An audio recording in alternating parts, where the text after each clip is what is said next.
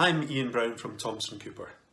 Welcome to Reset Your Debt, our continuing series of video blogs to help inform individuals and businesses how to deal with problem debt. Carrying on from my last video in which I outlined what bankruptcy is, this time I'll be discussing the next steps in applying for bankruptcy, or sequestration as it's called in Scotland. After discussing all of the options available, including a trust deed or debt arrangement scheme as potential alternative solutions to your financial issues, but you're still having difficulty repaying one or more of your creditors, you may still require more time to make a decision. To prevent your creditors from taking further action, you can apply for a moratorium on creditor diligence. This provides some breathing space to stop creditors from taking further action against you for the debt you owe them, giving you time to think, take advice and decide on the best course of action. A moratorium effectively stops creditor action against you for 6 weeks, offering valuable time to seek advice and think about your options. Normally you can apply for one 6-week moratorium in any 12 months. However, changes in legislation due to COVID-19 now gives moratorium protection for 6 months and currently allows for 2 applications in any 12-month period. Once you've had the opportunity to consider the advice which we have given you and to ask any questions which you may have, if you reach the decision that bankruptcy is the best way to deal with your debt, we will complete the debtor application pack with you. In order to apply for your own bankruptcy, it's necessary to demonstrate apparent insolvency.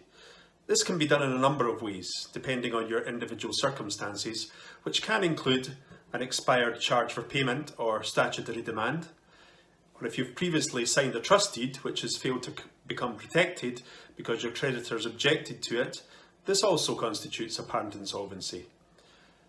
If none of these options are available to you, it's possible to obtain a certificate of sequestration from a qualified money advisor, and this is something which we would review with you during the initial advice process.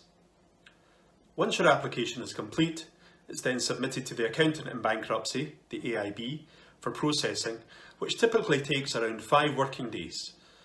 The AIB will also arrange for a trustee to be appointed in your case. The trustee will deal with all your creditors, meaning you no longer have to deal with any of them yourself. In fact, your trustee will deal with your creditors in all circumstances, taking control of your assets and deciding the most effective way of using them to pay back any unsecured debt in as far as you're able. If you're not able to pay your creditors back in full over time, then your trustee will again communicate with them directly. TC Debt Solutions can act as your trustee. If you're able, you would be expected to make a contribution to the bankruptcy. This is known as a Debtor Contribution Order, or DCO, and runs for a period of 4 years.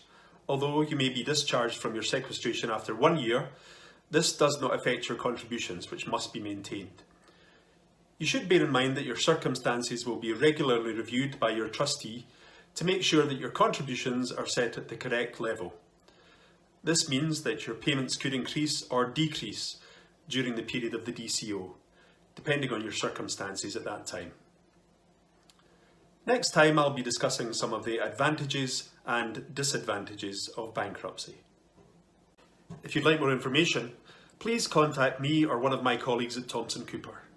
Details are at the end of this video.